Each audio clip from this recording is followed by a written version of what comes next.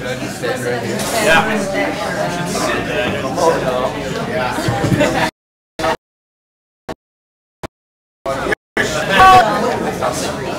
Meetings forever. You better not long enough, Shannon.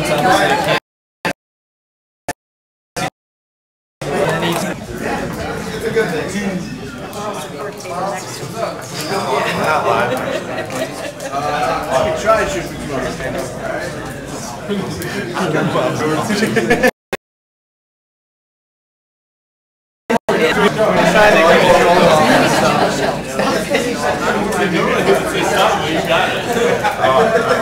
I am trying to organize this, and it's just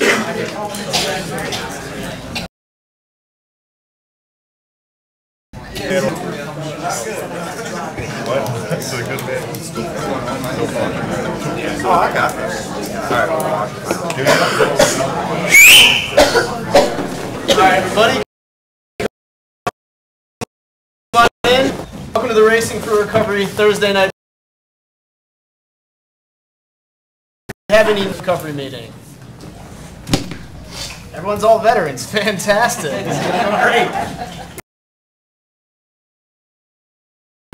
We are focused on maintaining a drug-free and healthy lifestyle. Since 2001, our open forum meetings welcome parents, adolescents,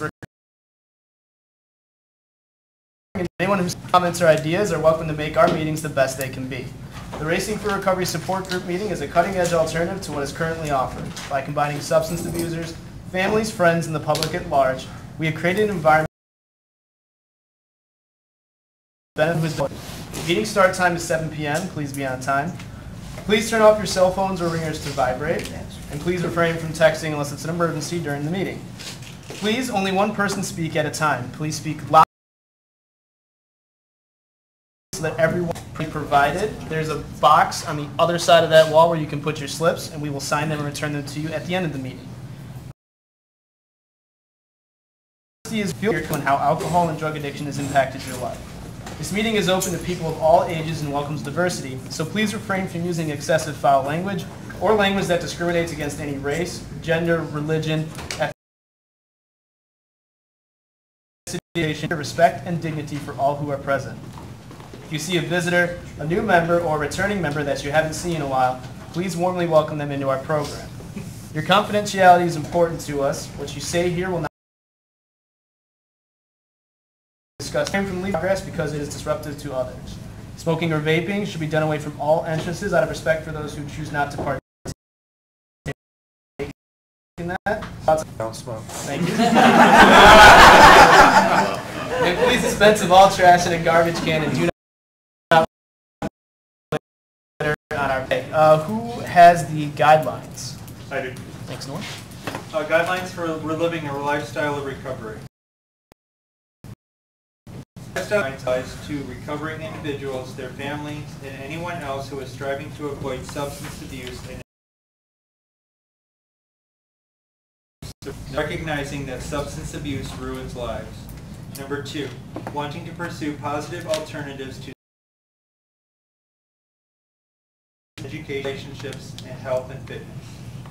Number 3, using resources such as family, friends, teachers, and peers as a way to achieve and remain sober, adding sport, music, focused, and motivated. Number 4, defining balance and working towards making it part of self-esteem and confidence through sobriety to combat negative feelings regarding oneself. Number 6, understanding that negative behaviors of isolation and self-pity lead to self-destruction. Stepping up is different than allowing them to continue their destructive lifestyles. Be there for yourself and be patient with your family. With supporting the addicts of behavior, providing assistance to recovering individuals that will improve their lives, not further their users. Number 9, recognizing personal challenges and challenges. And number 10, caring for our personal, emotional, physical, and spiritual is the source we use for our sense of self-worth. Each person is truly magnificent. Our mission at Racing for Recovery is to prevent all forms of substance abuse by promoting a lifestyle of fitness, practice. Thank you, Norm. You're welcome. Kelly? What racing to me? Respect yourself enough to quit using. A, accept the challenges that lie ahead. I, include friends and family on your journey. N, never doubt your will to succeed.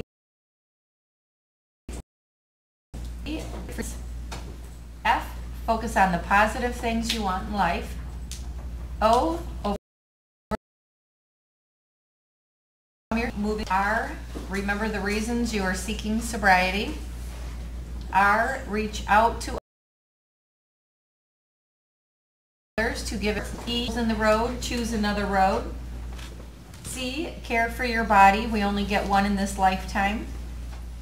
O, open your mind, heart, emotions, and spirit. V, balance. E, educate yourself on all aspects of recovery. R, racing for recovery. Learn that with sobriety, anything is possible. Thanks, Kelly. You're welcome, Joe. All right. Has racing. The next thing that we're going to do is introductions. Here at Racing for Recovery, we don't want to who you are and how we can help. Obviously, if you need to identify yourself as an addict or an alcoholic to further your recovery, please feel free to do so. I'm here to continue bettering myself. I'm Jacob.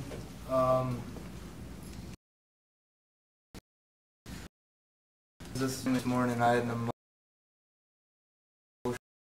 emotional Jordan and thank him for me out that I don't have to be that person anymore.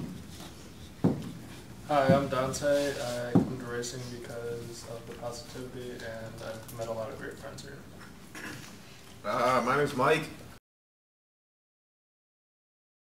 This is my second. I think everybody who comes here is family, and I wouldn't probably be here. So. My name's Daryl. I'm here because I got a lot of good things going in my life, and I just Understand. I'm Mike. I come here because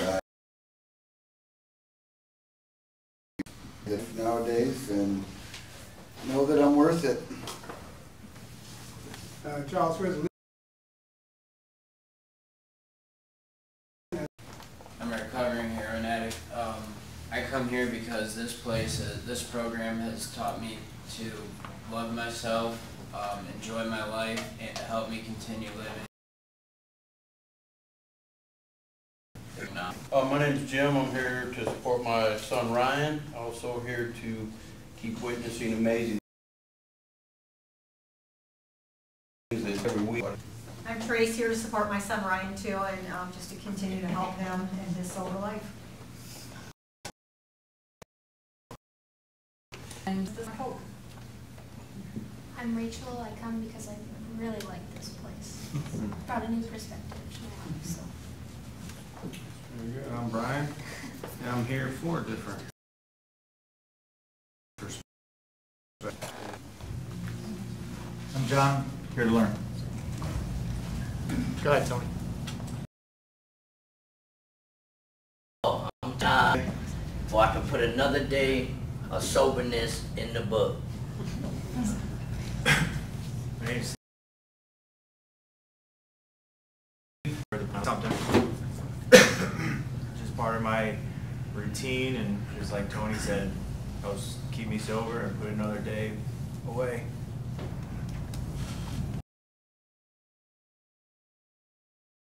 You all winter from Florida. Yeah. We're here to just give back and celebrate.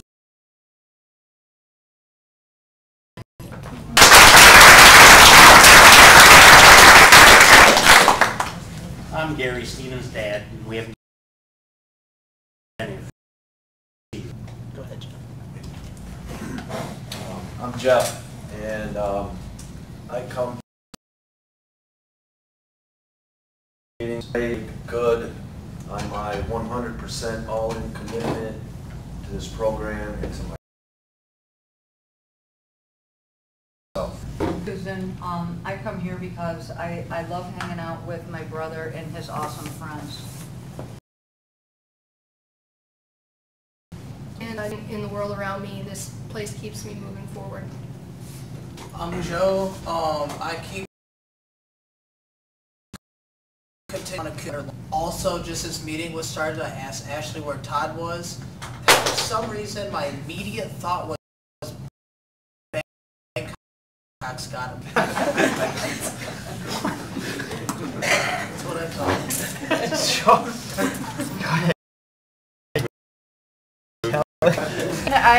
I try and practice what I preach and what I learn here, and I'm here because victory comes from a bad. I'm Shelby, and I'm here because I needed some positivity. I'm Matt. This program has helped me to where if I don't come for a couple weeks, I'm still going to be okay.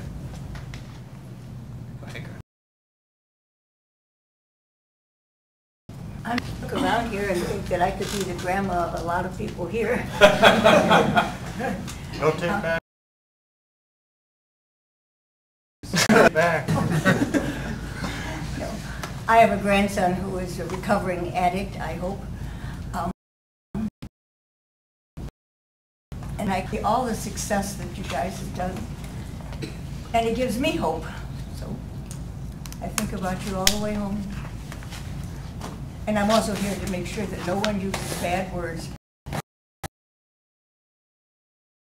Thanks, Grandma. Jenny, I'm here to listen.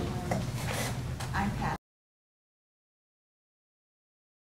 I'm here for Thompson, how they continue to be under recovery.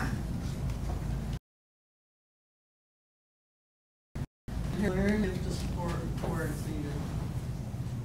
Name's Greg, Peter Lawrence, stay sober. Jerry, I'm here to learn more about recent recovery. Hey, John,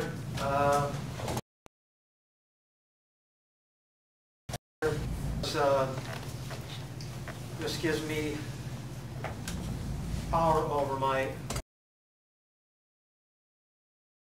I want to stay on the right path, you know.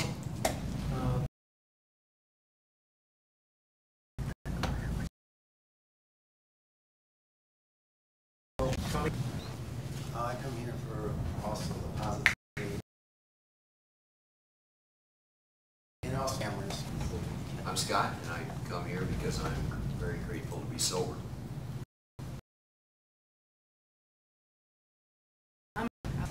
The people here are some of the neatest people I've ever met.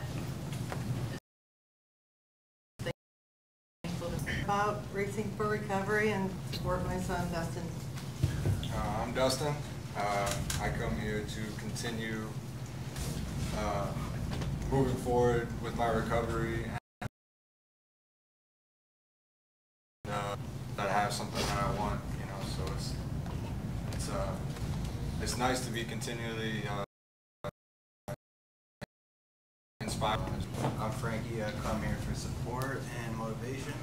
Ben, I come here because I used to be here. I'm Debbie. I'm here to support my son, Ben.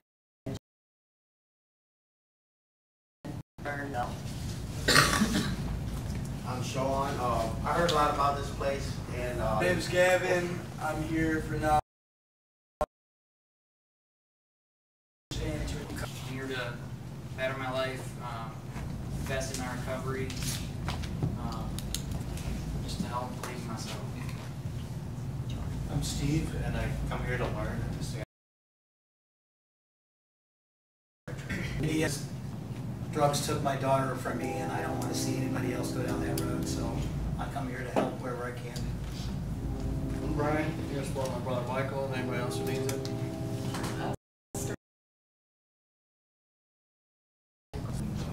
I come here because this is a process that works, and I trust the process. This is a big part of it. I'm Rick. I'm here to support this program. My son launched to me because I feel that the only way to really survive the heartbreak and sorrow that I deal with on a daily basis is to try to help support this and make sure that other people don't have to experience this. Support this awesome program. I'm also here because I value my life today. I'm Rachel. I started coming for my dad, and now I still come for him, but I also come for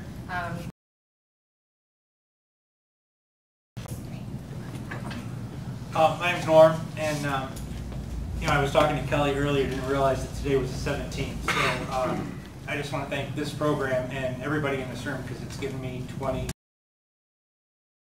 months.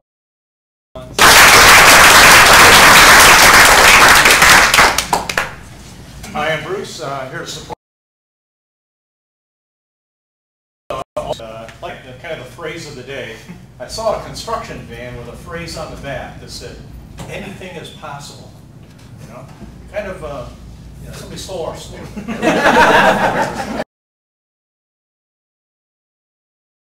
I'm Graham. I started coming back in August, September, right after our daughter died of an overdose.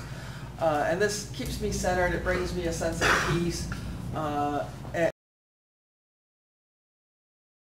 As I hope when I know it's possible, and I'm here just to support anybody that needs it, from the kids around here to the parents to those that are struggling. So. My name's Julie. I'm here to support my son Joe and everybody else that's here and met. My name is Bill, and I'm here to support my son Joe and anybody else that needs it. And I just like coming here to disrupt some people. I'm Joyce. I'm here. And I'm here to try to get sober, and for my son Micah. I'm Rob. I'm looking to find a new path.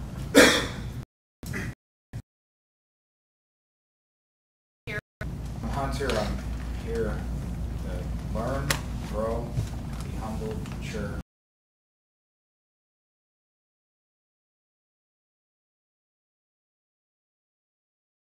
And those are things that I struggle with in my head. Good to see you back, buddy. Did we miss anyone? Is that everybody? Nope, that's everybody. All right, that's everyone. People know me. My fault.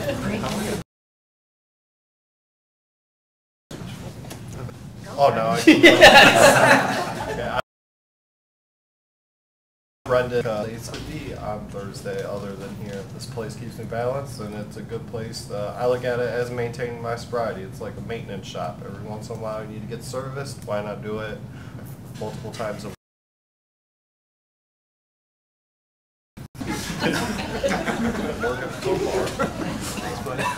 Obviously, I'm not Todd Crandall. Now it's me to fill in, and I am here to get out of my comfort zone. It's kind of amazing how sitting 2 feet to your left can make you feel a whole lot different. So, who has the answer? Running from the misery, trying to escape the pain. As I approach the light of hope that lies before me, each step overwhelms me. Every breath seals my throat. I ache. My body rebels against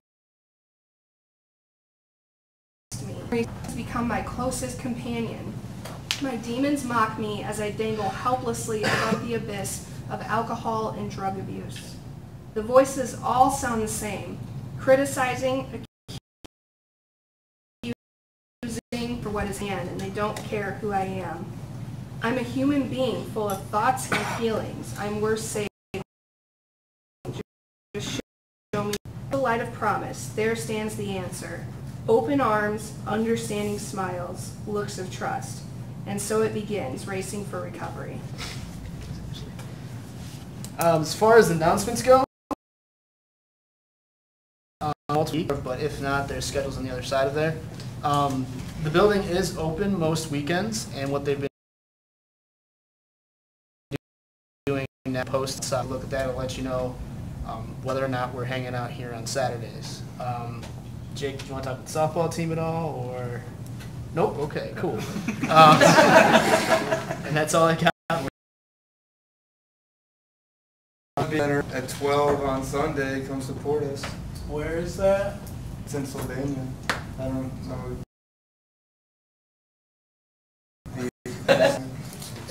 Right? Yes. Oh, Very informative.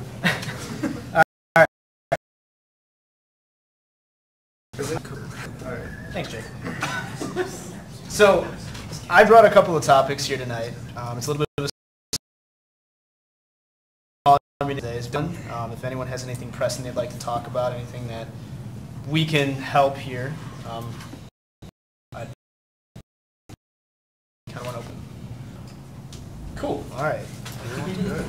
A couple of topics that I brought up here. Kind of talked about in my introduction is getting out of your comfort zone. I feel that both as loved ones of addicts, that getting out of your comfort zone is a way that we can grow as people.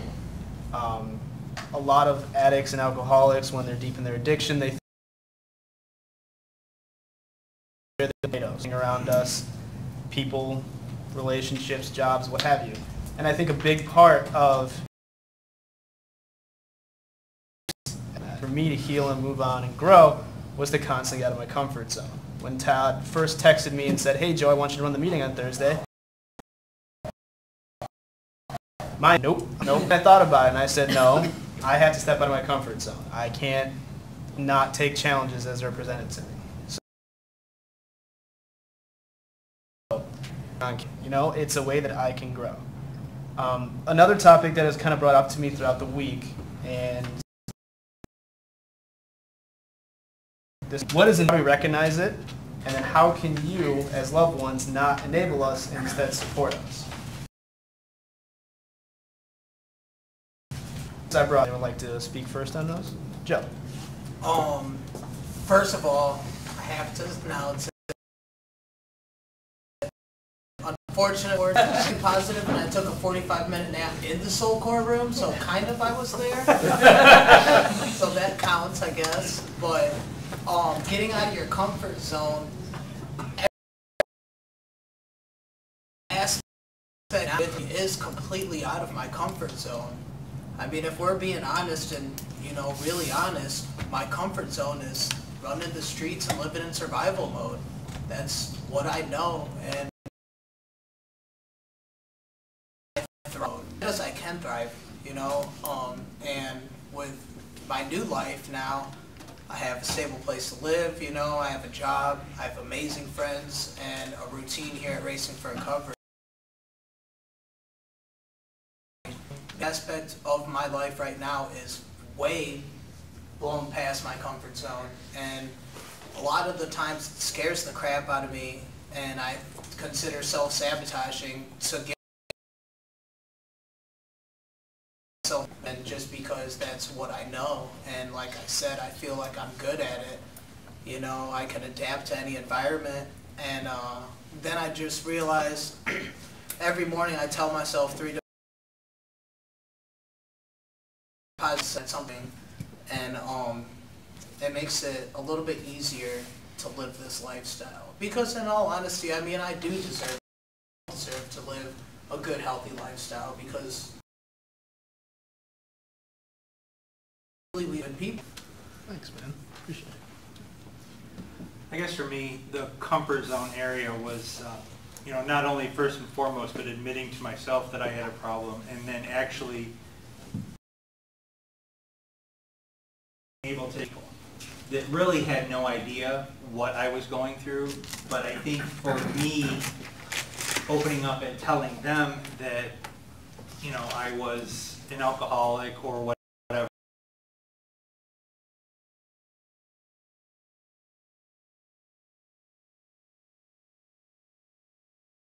I think, and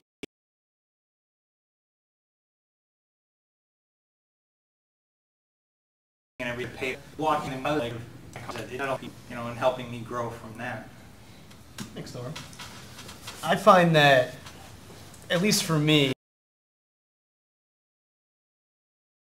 in addiction itself, that person, you know, the guy who was always trying to push it to the limit every weekend and do crazier and crazier things. So when I got sober, I very quickly had to develop a new identity. So I didn't even have it by what. I always had to push the limit. I always had to do different things because I had to kind of discover who I was. I mean, hey, it's a life of it's a scheduled life, I guess is the best way I can put it. I know what I'm doing. I can't control. I'm able to just kind of slow down and take things one day at a time. So when a challenge presents itself, it's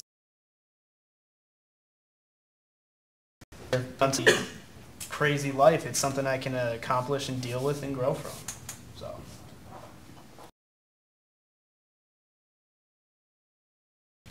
Look at it, like, in my addiction, I did a lot of uncomfortable things.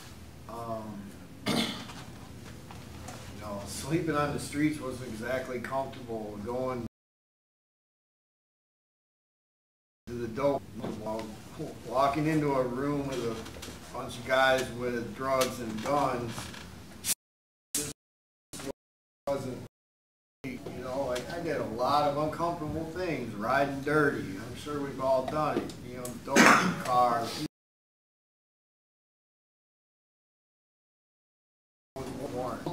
Talk right now can be done, you know, it's not, might not be comfortable, but maybe it's something that somebody needs to hear, maybe it's just something that needs change. Getting in the gym wasn't exactly comfortable and still has its moments where it's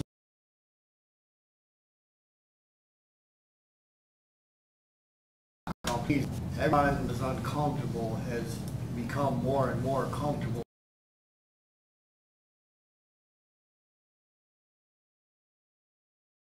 And that's uncomfortable for people, I get it. Like, if you've been doing the same thing as long as I have, just being sober,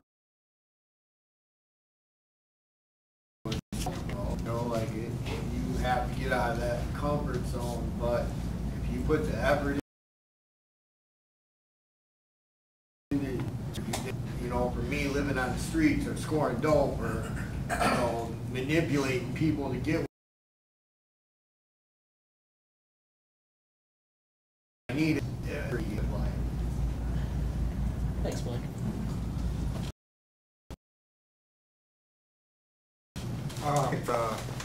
Sobriety in general. Well, at this point, so early in sobriety is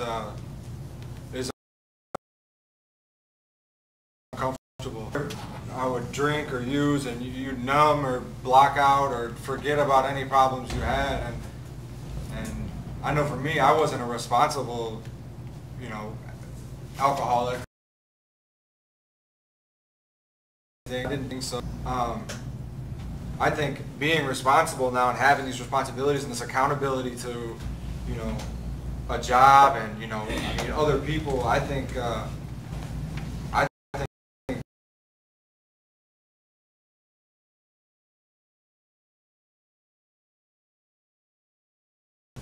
that's getting you straight. I don't know or you're not an alcoholic or an addict, you know. But I think trying to find where I fit, you know, is where I'm struggling at right now, you know, like within family and work and what am I? And it's tough, you know. You know, I spent some time in prison and then coming out and then, you know, back, you know, going back to drinking and using and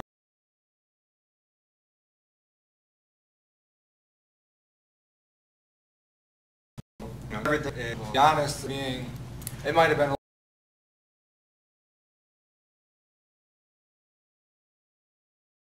easier not when you haven't, no matter what time you woke up or if you were anywhere on time, And the only thing I was worried about at that point was using. So I think, you know, I think sobriety,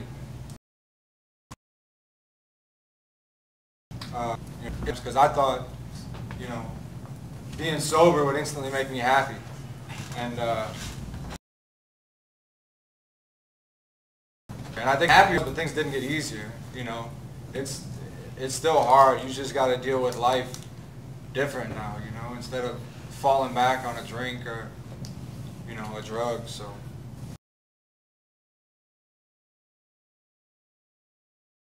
Ask what's for this time. You know. Good answer. You know, the first time it was for the core. The second time it was.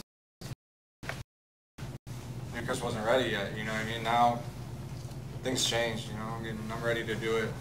You know, for me, which it feels totally different for that too.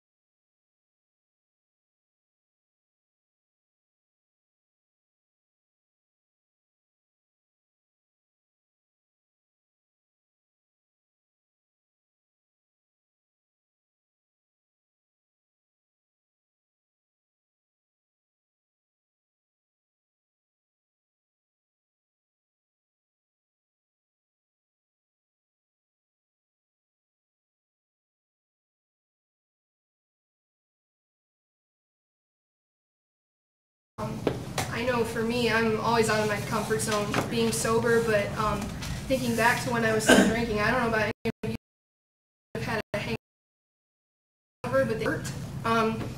And now, you know, having a regular exercise routine and stuff, I'm constantly in pain. You know, I used to when I would have a bad day or I had some really strong, hard feelings, I would just shut them. So it's really hard dealing with those things, but the payoff for it now is amazing, and it totally outweighs the few seconds of feeling good.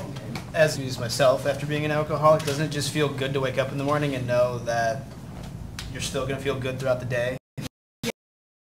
It's like, it's going to get a lot better. I was the same way. I mean, waking up now, even if I've had like an awful, like a hard workout the day before and I'm sore and I'm worn out, I hate it, feel better than a hangover ever will. So absolutely, I very much agree with that.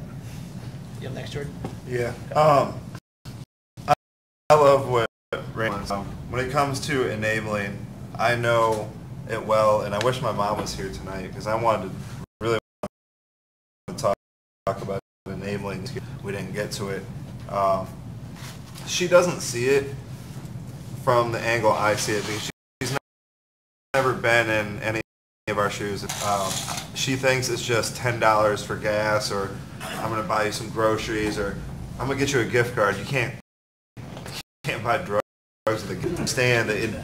A loaf of bread can be turned into $5 somehow. Like, we can sell anything. That's what we're good at.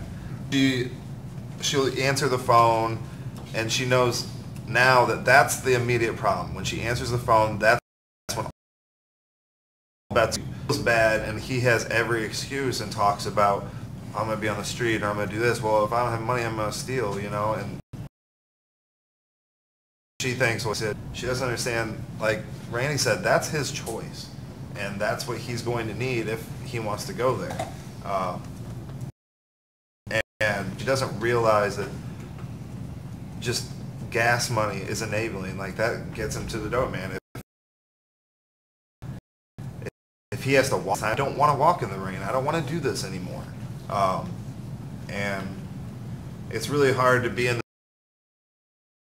now and watch it. And my mom's still going through the same thing, even though I'm not doing it anymore. But your comfort zone, that's been a huge part in my recovery. I've always just done what I thought was comfortable, and none of that in the past. It just kept me right where I was at. And the more I get uncomfortable, the more I grow and the more I get done, and add more spoke and made some really great friends. And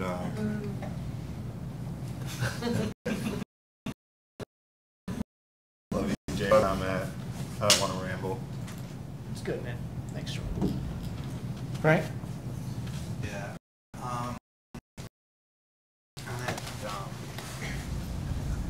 Enabling is a hard. Our enabler is a hard word for me. I think we should just, call it what it. Our family members, our friends, are victims of master manipulators. We are some of the most clever, intelligent people. And we can come up with the most creative things, so numbed out from the drugs or alcohol that we know exactly what chords to play on our loved ones to love. And it always, when I hear enabler, I feel like it takes the responsibility away from and puts a heavy burden that no one in here should have to carry. And it should just, I wish I could take all that have lost people, because, you can't blame somebody for loving somebody hurting so bad or sick, or you're scared that they're going to go to prison because they're threatening to go steal and crime. I don't point the finger at anybody like that. I feel bad for them, because guys could just take it in the hands that you weren't responsible for the choices that we made in our head. You know what I mean? And taking responsibility for the choice that we make, because it's so much easier to. So that's all I have to say. Thanks, Frankie. Renee? The two about go together for me. I had to get out of my comfort zone to stop enabling. As a mom, providing shelter and a car and money and all those things are good for our children. And when they become an addict, it takes a while to learn that you're enabling by doing all those things. And you really have to get out of your comfort zone to say, my drugs, and no, you can't drive my car, and I'm not gonna give you any gas money, and not you canned food, because you can find a dope man that will take that, and it's hard to get out and stop enabling your child so that they can find recovery. And things definitely go together. You have to get out of your comfort zone as a mom, big, and stop enabling. You mentioned the word no in that sentence because the third topic I had was called the power of no. It's a complete sentence. That was actually what I wrote down too. As little kids, you guys do it to us, and no, why? No, why? Because I said so. Not good. When you have a child that's an addict, you have to start over again and just simply stop at no and be okay. And if they're tough, the answer's no. Actually, it was usually no, but I love you.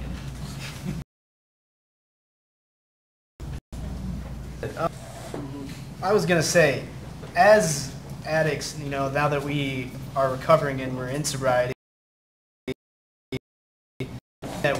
to reinforce and rebuild that trust. I know it's not something that you regain overnight. It's not you go to a Racing for Recovery meeting and come back, hey, I've been sober 30 days, like, give me all my privileges back. Can I have the car now, But what can we do to help that we need here with our friends, with the things that we're doing, but what can we as addicts do really to help you guys heal, to help that one?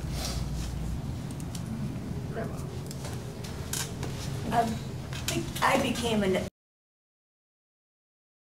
champion. I believed the manipulation. I think when you become an addict, you become and you don't want your grandchild to die. I found this online, part of this online, just last, grandson grew up to be an addict. There was a time when I believed a grandmother's love could fix anything. For too many years, I thought I was helping my grandson. I thought I was doing my job by keeping him out of trouble and believing him. I tried to keep him from suffering because that's what grandma's love does. I connived, I wept, I cried, continued to aid and abet and enable like a champ. I did everything I could to protect this kid from himself until finally I had a son that I was protecting. I was protecting the addict, making it easy for the addict, giving or consume my grandson that I was trying to save. My love would need to be changed. This kind of love that feels good, but I'm not doing it for me. I will do nothing ever again to help the addict do hope of having my grandson back. I love him so much, and it's because of that love that I'm done paying the addict's ransom. And now I can do the impossible because I've been through some tough times. Thanks. Thanks, Grandma. Dustin, go ahead. A lot of what I was going to say that, I like the way you put that, how, people are really victims of our addiction as well. We create so much chaos and have time, and like, I know it's probably easy, for parents to like feel at some of the kids made, and like it's not. Like I could see, why you would feel that way. Like, well, this, or if I didn't do that, but like it's not your guys' fault. It's just, you know what I mean? It's not your fault. We make our own decisions. You gave us money or not, I mean, that wasn't we were gonna do what we were gonna do no matter what, you know, and it's tough because I can't, you know, I can't imagine having to lose someone like that, but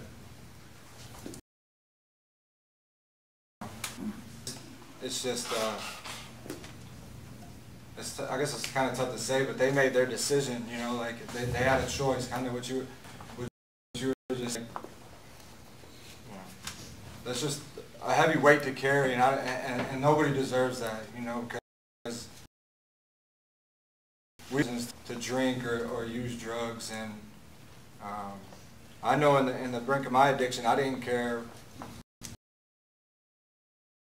felt what, lie and say whatever I wanted to make sure I got what I was looking for. I didn't care who I hurt. But yeah, I just wanted to say that, you know, like Carrie, I feel a lot of guilt thinking that there was like their fault, you know, because maybe, you know, I don't know, they were raised, I guess, but I don't think it's fair for them to carry that kind of, that weight or that guilt to say, you know, especially you, you know. Thanks. I know she felt guilty a lot. You know, I was pretty manipulative. Pretty much say and do whatever I had to get whatever I was trying to get, whether it was money or a ride. I would have made those decisions whether I got a money or a ride from you anyway, so I don't want you to feel any of that. So I don't want you to feel like I'm grilling you, but I'm asking you another question because I would have asked Frankie, but he's not here anymore. I want her to. What kind of steps are you taking to make sure that she doesn't feel that guilt, to show that you've changed? I know if I continue to her seeing me sober and doing positive things, you know, and now she's going to be a grandma, you know what I mean? So like,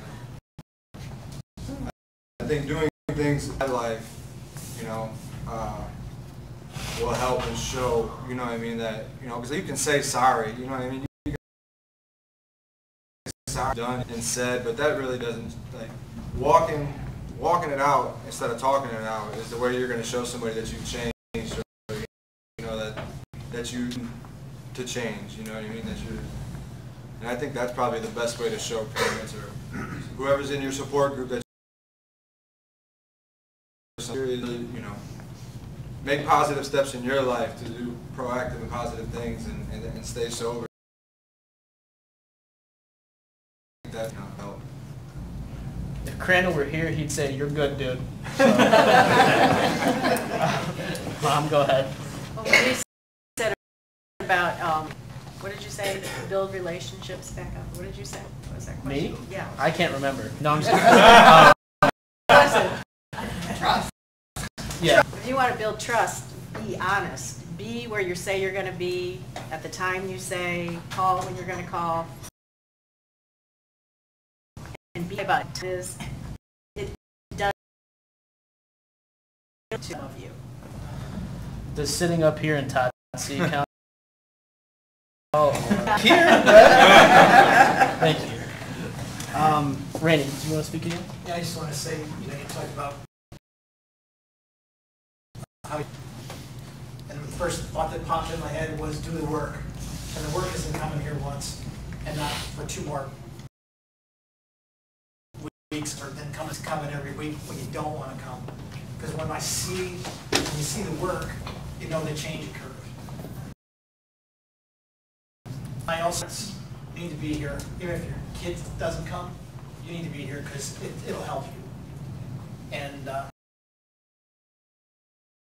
last that my daughter did it, she did some crazy shit that my little sweet, beautiful girl I never would have thought of.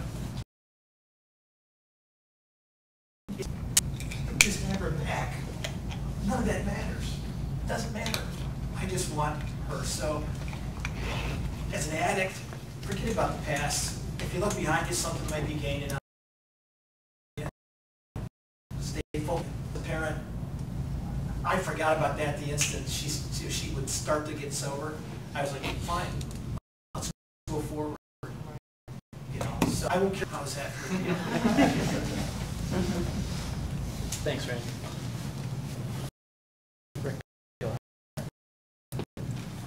Frankie said and what you said, that's one of the gifts that I received from being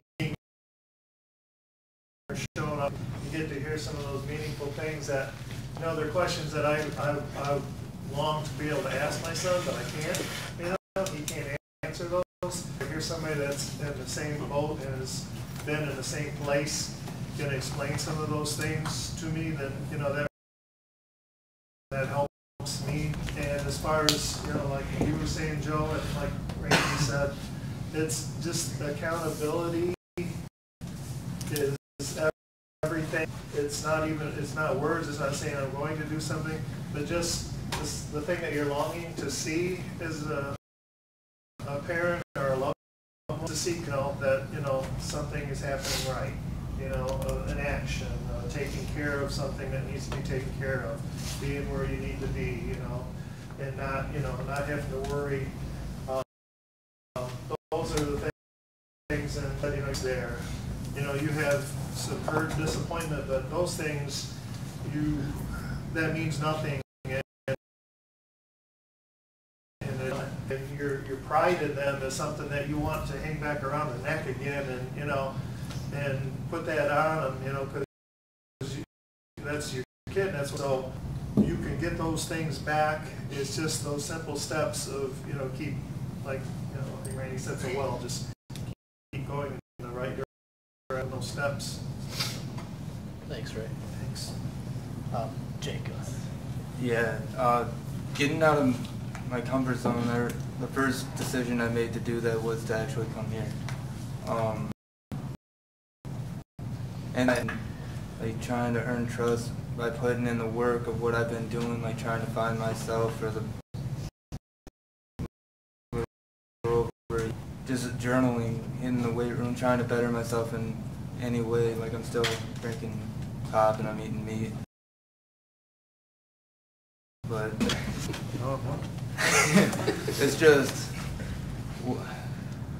trying to, like, because my favorite quote, one of yours, like, limits are often just an illusion. So, like, just doing whatever I can ahead and let fear control me, like, that has helped me push myself further than I thought I would. And today I got to watch my baby niece for 5 hours while my sister went to go get us me in a house. And they wouldn't have asked me to do that any other time, but with what I've been earning in there, being honest, and just actions. Put me in a... I mentioned earlier that Stephen is almost 3 years in recovery, and you guys probably know our son, who's not here. That's crazy. You talked about trust, and you listened to Randy. And we were totally hopeless. We would come, we'd listen to Ron and Sandy, we'd listen to Randy, and the most wonderful thing was when we hit that 1 year of his sobriety. And we took him out to dinner. And that same night, our daughter was 21 years old, and she was involved in a fatal. And we had to make a decision because she didn't have a helmet. She was launched at 60 on her. And Stephen was there, and we sat there, and I'm a nurse. So there was the nurse me and the mom me, and the mom never. Stephen, I think, grew up that night. He said, Mom, and they had coded her. She was a tiny little girl. And nothing told us that the best thing to do was let her go. And Stephen held her hand. The biggest gift that we had from this program, and Todd and everyone here, was that she got to know him 1 year sober. As far as enabling, it's just a parent thing. You want to love him even when you know there's no hope. You want to love him. You shouldn't feel guilty, Randy. You loved her. And I could feel when you were saying you would do anything on this or that. And we would. But the thing that gets me through every day is looking at Stephen and seeing what he's become. Knowing, even though Catherine isn't here, I know she's safe. And we have our angel. And there's so many angels. Don't ever give up. And don't feel guilty about loving your kids, because you never know. New normal changes on a daily basis. And without Racing for Recovery, I mean, that day I was so done. Mom, I have to go see Todd. I said, you go and see Todd. And after the funeral, I said, did you ever think of using? He said, Mom, I will never drink or use again because I have to live for Catherine and for me now.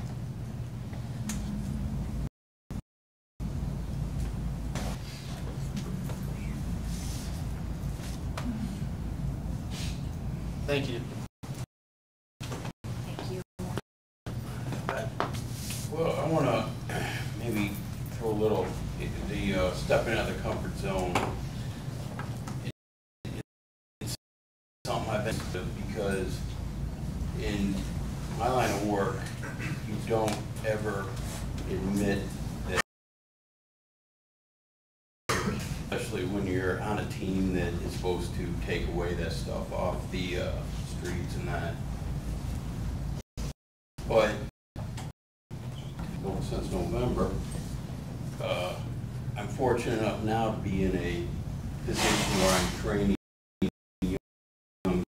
younger. And what we do, we encounter the addict in the worst possible time. On the street, pulling over a car, whatever the case may be. But I feel now that I'm in a position where I can try and put a face to it going out there, because I still have to worry, and everyone that works for me, very dangerous. But you can't imply on other people that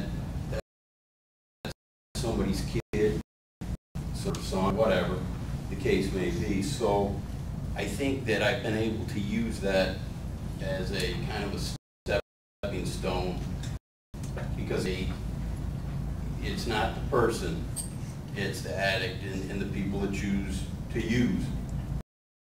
And it is a choice. If I could have $1 for every person that I've talked to, and you know, I'm that, but I would be very wealthy, I'll tell you that much. But if you can get just through a couple people, you may have been able to use that comfort zone, and because it is, you know, supposedly out there, but we're not. And I think that it's important to realize that you have to put a person, it's not the person that's acting out, it's the crap that they're on.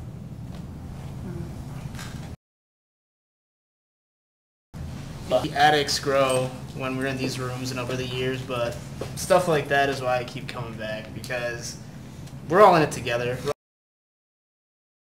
We're not the only ones who need to, you know, take another look at stuff and be able to grow and get out of our comfort zone. So thank you for percentage. That's still, I know we had brought it up a lot. There's always going to be a little, only because, again, I've been told on a daily basis, you know, it's what you say, it's I think the most intelligent, and if they use just a quarter of that ambition and resourcefulness, and people be freaking Steve Jobs or whatever. I mean, it is, but I'm always going to have that little skepticism. Always going to have. If Todd can't change it, I don't have a hope, but I mean, I thought I'd ask just to be safe. Thank you again.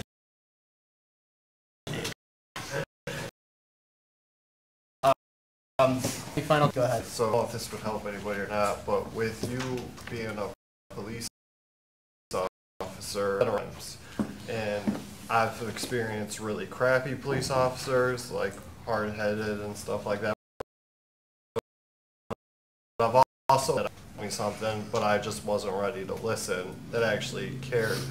So I've heard a lot of things like in the room over the since last year, and one of the things that got a lot of people's wheels turning was when they came in for assessment, why are you doing this? So I don't know if maybe that could be beneficial to you helping people out there, where like you're probably going to get some staff, if you're arresting somebody or whatever the case may be, if you just simply ask them why they're doing what they're doing, and they might be like, oh, my wife left me, or this and that. You could find it. I'm not asking you what happened. Like, I understand stuff happens, that's life, but like, why though? Because that happened, you know?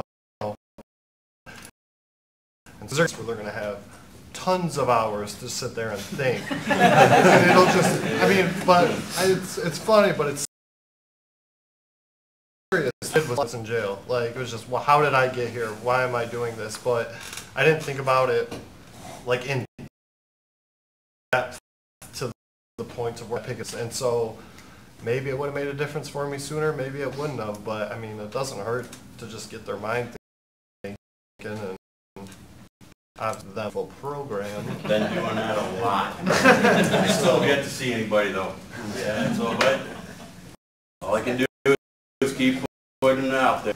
I always look at it as I reach out to a lot of people, and that was hard for me in the beginning because I was always really awkward.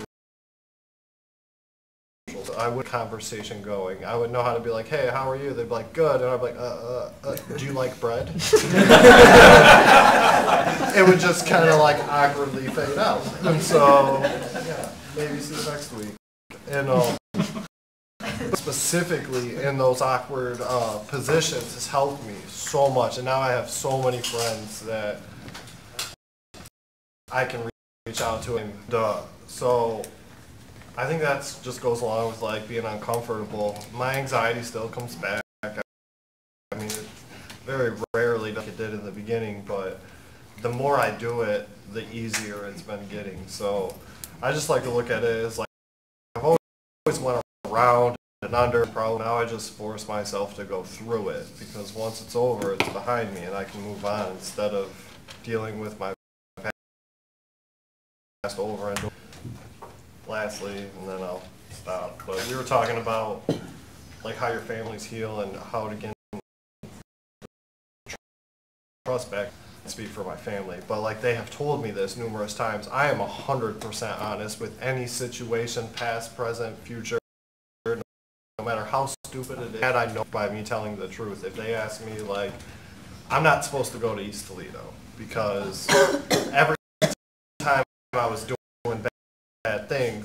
I gave somebody a ride home from a meeting here one time in East Toledo, and my clutch went out in my car. So I had to explain to them where my car was, and like, well, we're there in the first place.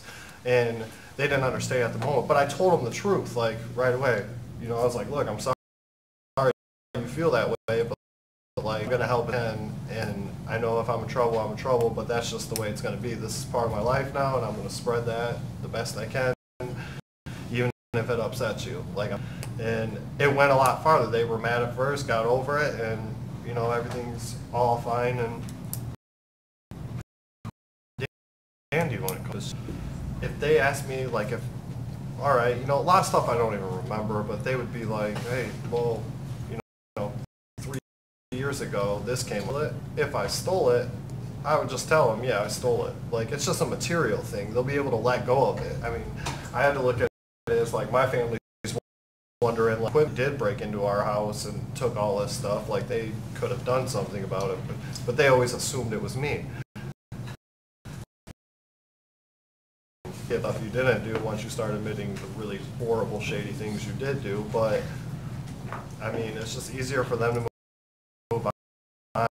I mean, my family with unanswered questions, because we're never going to move on from there if they ask me a question and I just don't respond to it. There's nothing to remember. I don't got to look at my text messages and be like, what did I tell her this week? Where am I at again? So, like, life's a lot easier, less stressful. So I'm grateful for every day. That's an all. Pat, do you want to go real quick? I'll just make it short and sweet. People ask me, to me, Racing for Recovery, I thought it was, you know, you had to race to come here, not knowing, and people had addictions. But I had talked to someone 4 years ago, and they said, you know, because you have a mother and a grandmother of people who had addictions. And so I became an enabler or a victim as such. And I realized what I was doing as an enabler. And I think anyone, anywhere, if you know of anyone, or whatever, who is dealing with the process of someone in your family being addicted, go to this mother or father and invite them to come to Racing for Recovery, because they will learn from all of you who are in recovery how not to enable. And when you come here and you realize that you won't feel as bad because everybody else has done it. I had no idea that if you know, if you had a can of dirt, you could give it to a dope dealer. And to me, when I finally learned that, yes, I enabled, but I was not the only one, and I didn't know. All here as a parent, a grandmother, a friend, or whatever, invite somebody to come that you know that their child has something. Not only get information for yourself, but you can also give to those who are here. Thanks, Pat. So, Autobiography in 5 short chapters. I walk down the street. There's a depot on the sidewalk. I fall in. I'm hopeless. It isn't my fault. It takes forever to find a way up. I walk down the same street. There's a depot on the sidewalk. I pretend I don't see it. I can't believe I'm in the same place. But it isn't my fault. It takes a long time to get out. I walk down the same street. There's a depot on the side. I see it. I still fall in. It's a habit. My eyes are open. I know where I am. It is my fault. I get out immediately. Street on the sidewalk. I walk around it. I walk down another street. Thanks for coming, everybody.